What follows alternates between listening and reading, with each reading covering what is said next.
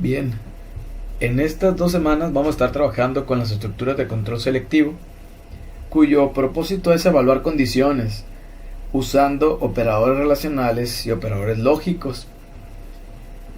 También comentamos en la clase anterior que existen 4 tipos de estructuras de control selectivo: la simple, la doble alineada y la múltiple o de caso.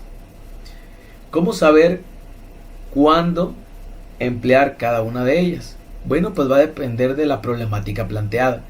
Por ejemplo, aquí tenemos estos 4 problemas. El primero dice recibir un número entero, y si este número es par, hay que elevarlo al cuadrado, y si no lo es, dejarlo igual como ingresó. Problema número 2, recibir 2 números enteros, A y B, y determinar si A es múltiplo de B o no. Problema número 3, tener 3 números enteros y determinar cuál es el número mayor de los 3 o si todos son iguales.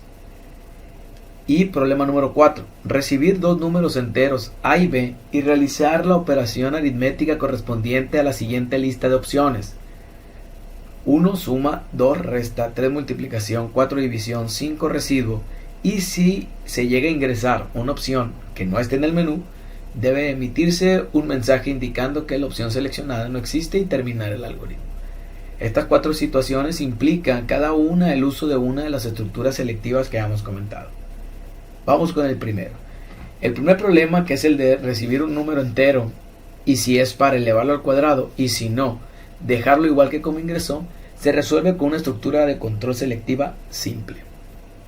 Utilizando PCIN, empezaremos por definir la variable n, que será el número ingresado, como un número entero. Pedir que lo introduzcan.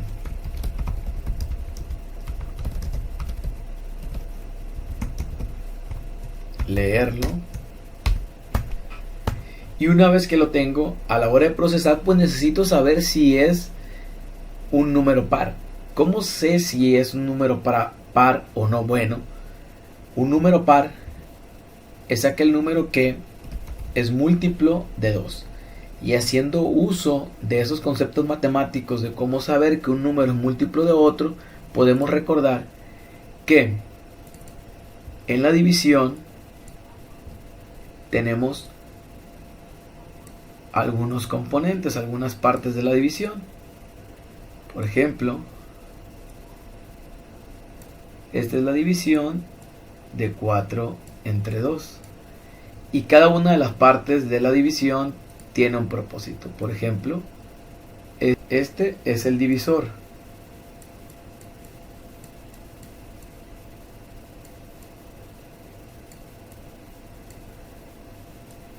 Este de aquí es el dividendo.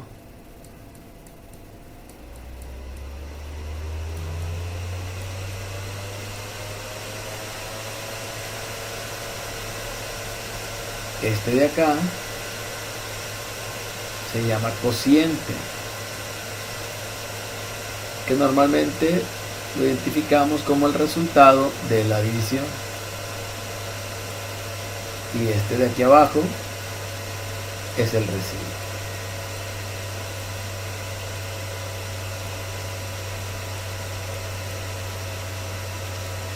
Bueno, a través del residuo es como nosotros logramos identificar que un número sea múltiplo de otro. Si al dividir un número entre otro y su división, su cociente es entero y su residuo es 0, entonces quiere decir que el número es par. En este caso, si es entre 2. Si es entre cualquier otro número, se dice que son múltiplos. Bien, siguiendo ese concepto, entonces yo necesito obtener el residuo y comparar el residuo de un número con el 2. Y voy a usar la estructura condicional, pero voy a utilizar la simple. La estructura condicional empieza con la palabra sí, y entre los paréntesis voy a utilizar la condición o condiciones que sean necesarias. Por ejemplo, ¿qué es lo que tengo que hacer? Pues saber que si al dividir la n mod 2 es igual con 0,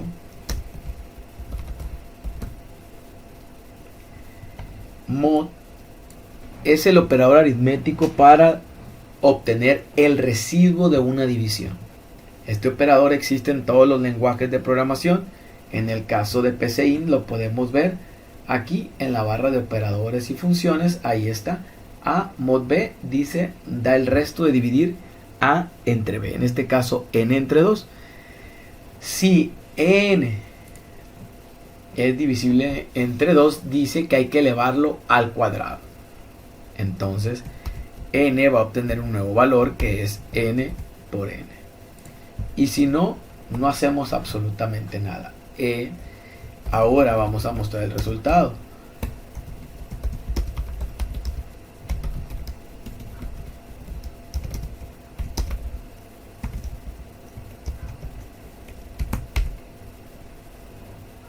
¿Qué es lo que estamos haciendo en este algoritmo?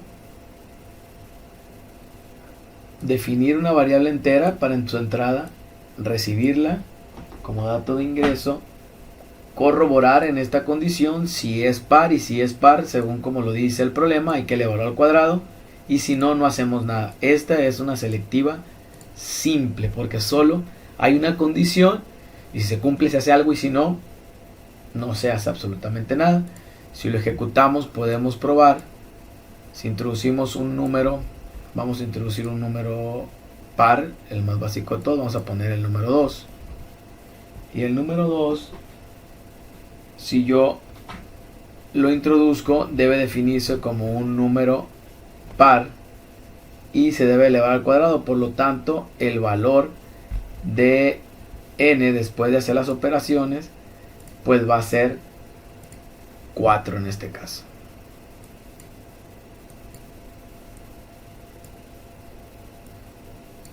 Ahí lo tenemos. El número 2. El nuevo valor de n es 4. ¿Por qué? Porque es un número par. Pero si yo ingreso un número impar como el 3, debe de quedar sin ningún cambio. Puedo probar otra vez con otro número cualquiera, el 12, y sufre cambios. ¿Por qué? Porque es par.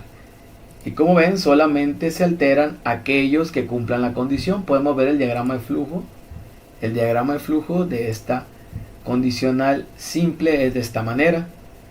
En la salida del falso no hay ningún proceso que tenga que ejecutarse y se termina cerrando después de hacer o únicamente hacer cuando el caso de la condición sea verdadero. Un problema de este tipo entonces se resuelve con la estructura de control selectiva simple. Este problema es el primero, recibir un número entero y si es par, elevarlo al cuadrado. El siguiente problema, que implica recibir los números enteros a y b y determinar si es múltiplo o no, ahí ya me da dos posibles resultados que me indique si son múltiplos o no son múltiplos. Entonces, aquí en PCInt vamos ahora a empezar por definir a y b como entero. Vamos a escribir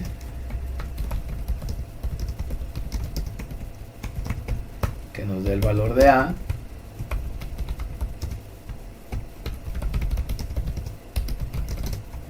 y que nos dé el valor de b. Una vez que los leamos, entonces, siguiendo la misma lógica que comentábamos hace rato sobre los múltiplos, en este caso de 2, pues ahora vamos a ver si al dividir a sobre b el residuo es 0, entonces quiere decir que son múltiplos. Aquí nos basamos con el número 2 porque estábamos buscando el par, pero este número puede ser n y este puede ser m, o este número puede ser a y este número puede ser b. Y siempre que el residuo nos dé 0 en una división, significa que los números son múltiplos entre sí. Entonces, vamos al uso de la estructura. Igual con el si, que es en términos de pregunta, en inglés sería if, sería A módulo B es igual con 0. Entonces, ¿qué va a pasar si A y B su residuo es 0? Pues hay que decir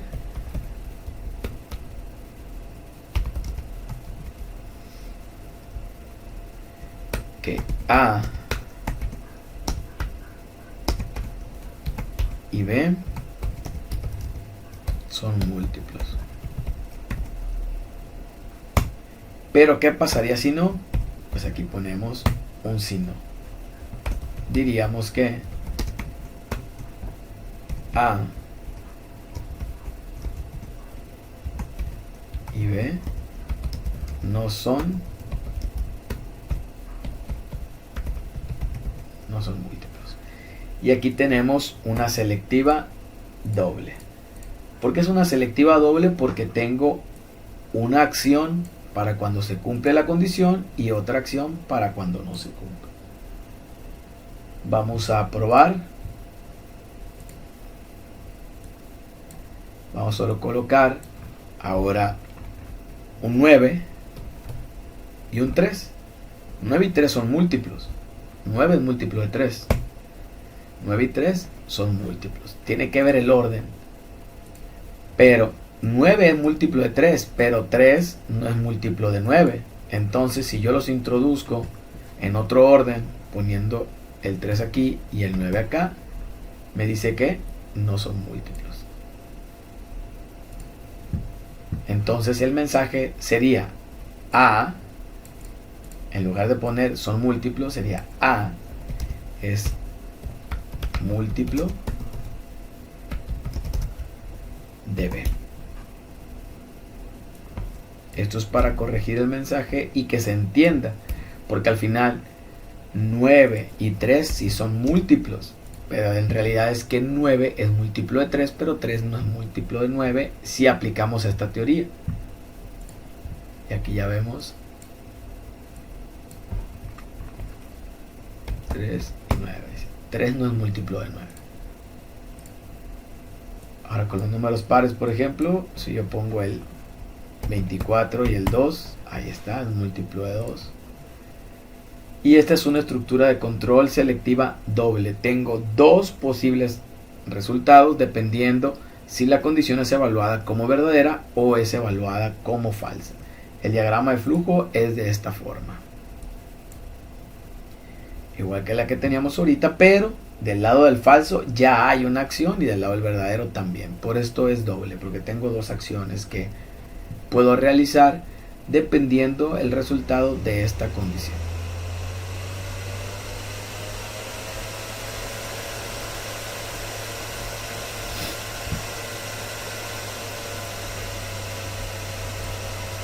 El tercer problema, que habla de tener tres números enteros y determinar cuál es el número mayor de los tres o si todos son iguales, entonces implicaría, como ya tengo una condición que va a ir buscando entre los tres, pues implicaría hacer una estructura selectiva doble anidada.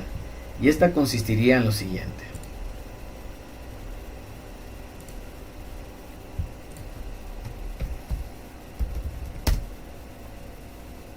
N1, vamos a usar N1, N2 y N3.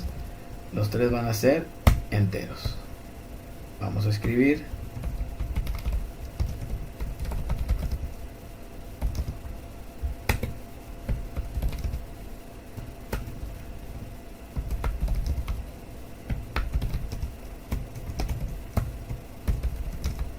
vamos a leer N1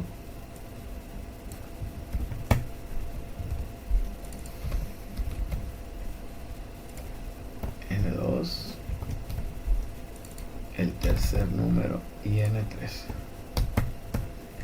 Ya tengo los tres valores, ahora voy a irlos a comparar y lo que yo puedo hacer es primero verificar si N1 es mayor que N2 y al mismo tiempo que N3, entonces ya tendría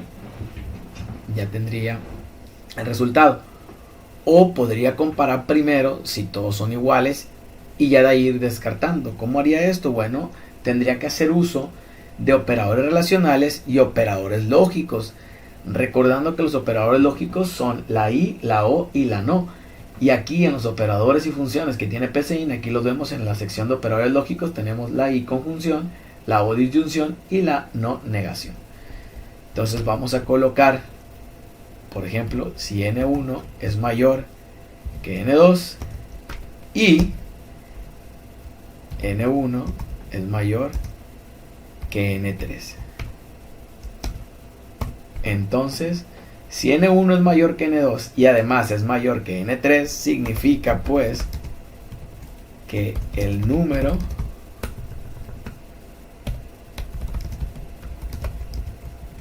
es N1. El número mayor es N1. Ahora, si no, puede existir más variaciones. Por ejemplo, que N1 no sea mayor a N2, pero que N2 sí sea mayor que N3. Si N1 no es mayor que N2, significa que N2 es mayor que N1.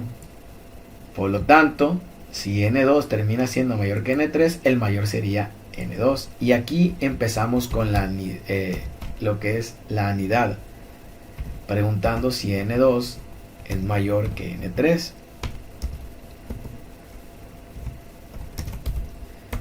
Esto es jugar con la lógica de las preposiciones que estoy comparando.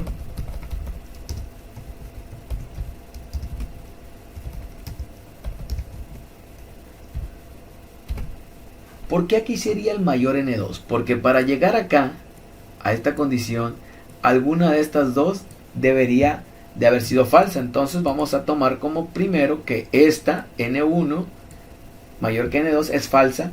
Si esto es falso, significa que N2 es mayor que N1. Nada más sería cuestión de comparar si N2 es mayor que N3. Si es así, entonces N2 es el mayor. Pero ahora hay que agotar esta otra opción. ¿Qué pasaría si N1 sí es mayor que N2, pero N1 no es mayor que N3? Lo único es que aquí adentro de esto estoy anidando en este bloque. Una de las ventajas de usar una aplicación como PCIN es que cuando damos clic en una estructura nos marca de color amarillo en la que estamos trabajando. Aquí yo estoy trabajando en esta, pero esta amarilla depende de esta general. Pero para llegar acá significaría nada más que tengo que comprobar si N3 es mayor que N2.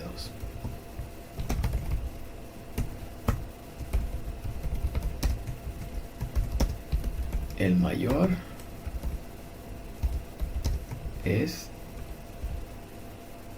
N3. Aquí ya tenemos esto. Y si esto es falso y viene para acá, y esto también es falso, bueno, pues vendría a comparar acá. Si esto es verdadero, N3 es el mayor, pero si no, ¿qué posibilidades puede haber? Bueno, pues puede haber otra posibilidad. Puede haber la posibilidad de que todos sean iguales. Podemos preguntar aquí también si N1 es igual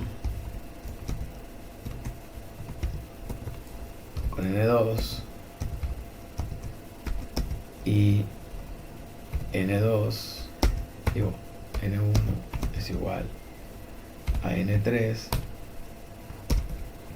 entonces todos serían iguales.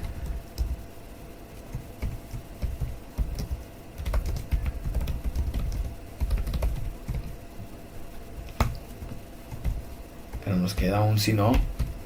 Nos falta definir si esto no se cumple, esto no se cumple, esto no se cumple, esto no se cumple, entonces nos queda otra opción por acá.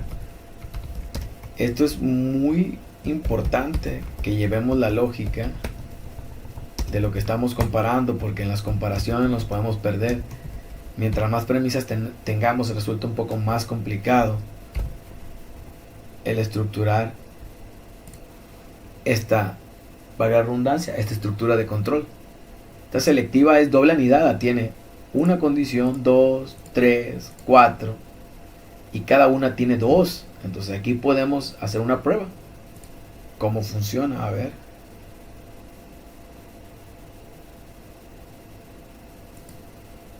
Me faltó, aquí puse 2 veces N2. Ahí está.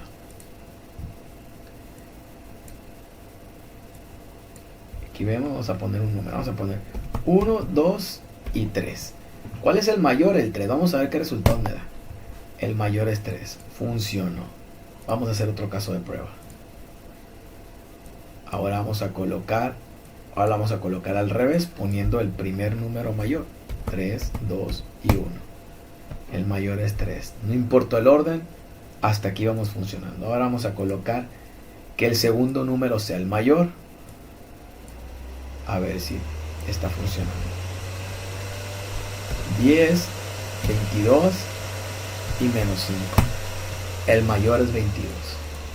Aun y cuando al principio tenemos un número muy grande, esto ya no cumplió la primera condición. Y podemos ir viendo con el paso a paso.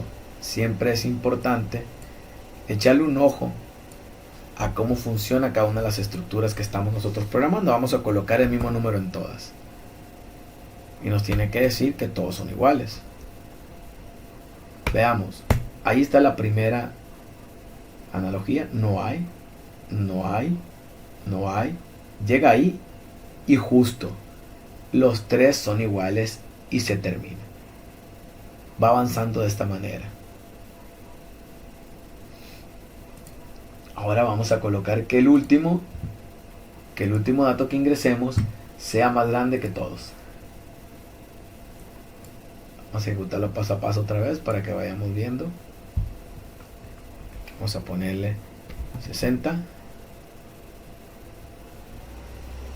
20 y 200. Aquí nos tendría que decir que el 200 es el más grande. Vamos viendo, primera condición no se cumple, segunda condición no se cumple, tercera condición, ahí se cumplió. El mayor es 200 y termina la ejecución del algoritmo. Así es como funciona una estructura de control selectiva doble anidada.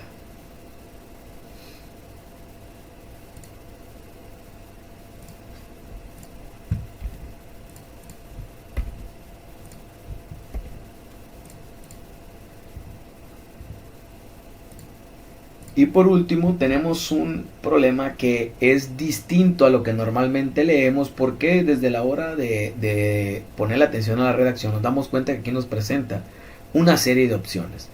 Cuando un problema nos presenta una serie de opciones, significa que la estructura de control que se va a utilizar es una selectiva múltiple o de caso, que en programación se le conoce como switch case.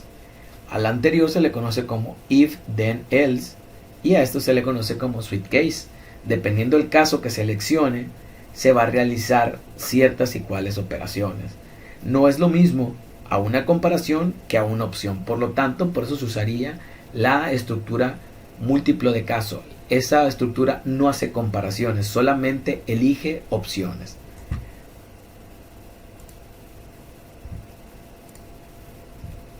Primero tendríamos que definir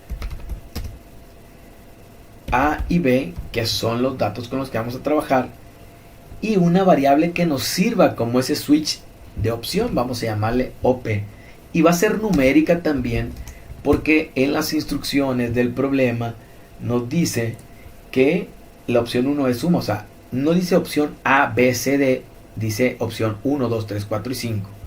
Por eso es que vamos a utilizar precisamente una variable OP como entero. Entonces vamos a pedir que nos indique los valores. Introduce el valor de A. Vamos a leer A.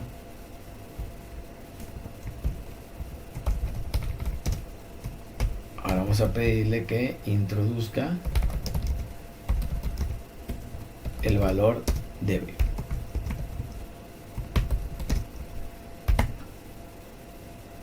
Pero hay que mostrarle las opciones. Vamos a decirle, elige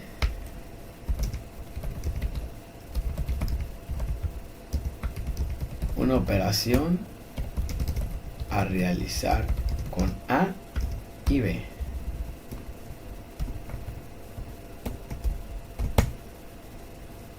vamos a desplegar el menú. 1 para suma,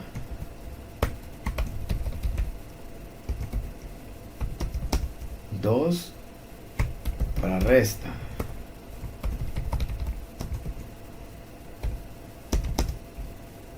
3 para multiplicación,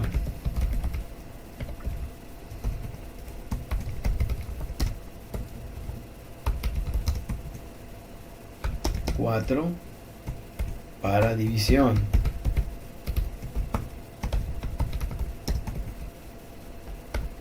5 para residuo,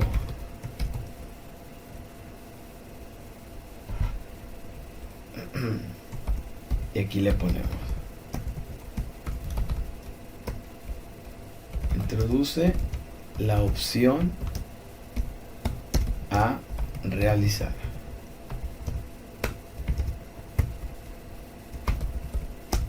Y vamos a leer OP. Este tipo de codificación es más larga porque hay que mostrarle al usuario pues las posibles opciones que puede elegir para estructurar, o más bien para elegir una opción para atender la acción que él necesita.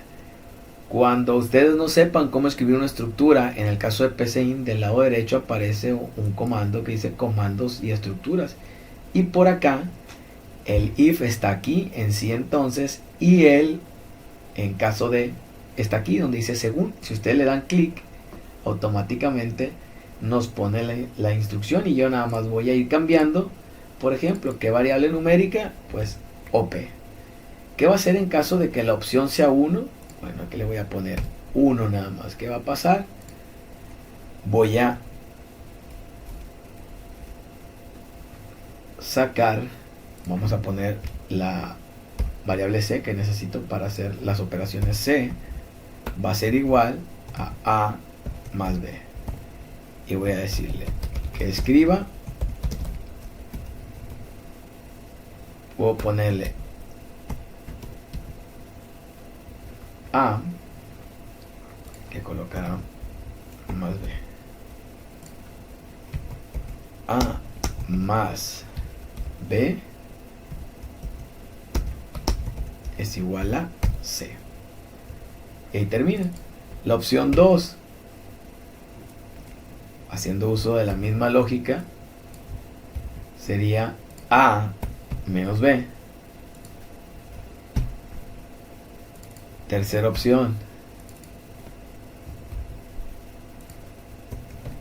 A por B. Cuarta opción, A sobre B.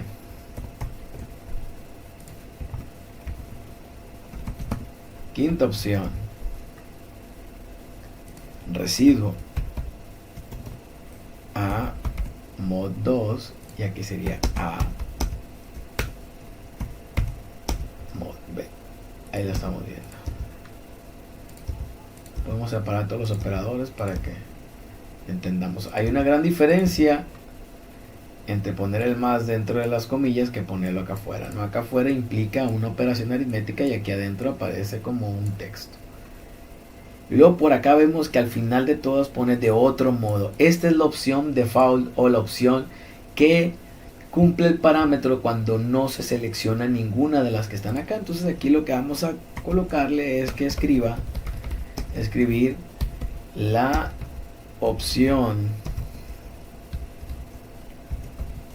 no se encuentra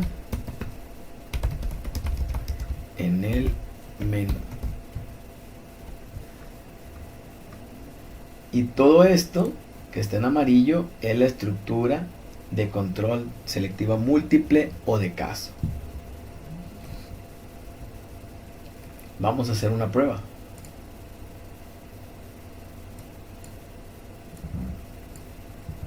Introduce el valor de A, vamos a poner 4, y el valor de B 5. Me está dando todo el menú aquí.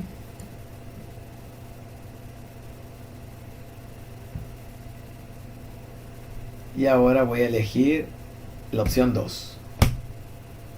Viene hacia acá, no es la 1, es la 2, realiza la operación y escribe el resultado y se acabó. 4 menos 5 es menos 1. Puedo elegir ahora otra opción, vamos a elegir la 5. Vamos a poner el valor 64 y vamos a ponerle 8. Y voy a elegir la número 4, digo la número 5. El módulo de 64 entre 8 es 0.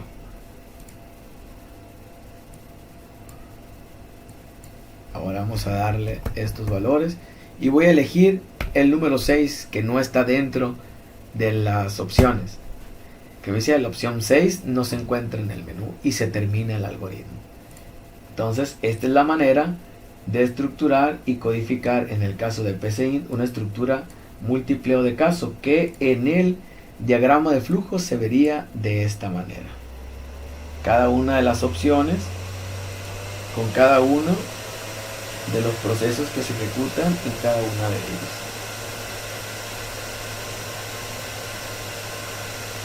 Entonces tenemos los tres diferentes tipos de estructura: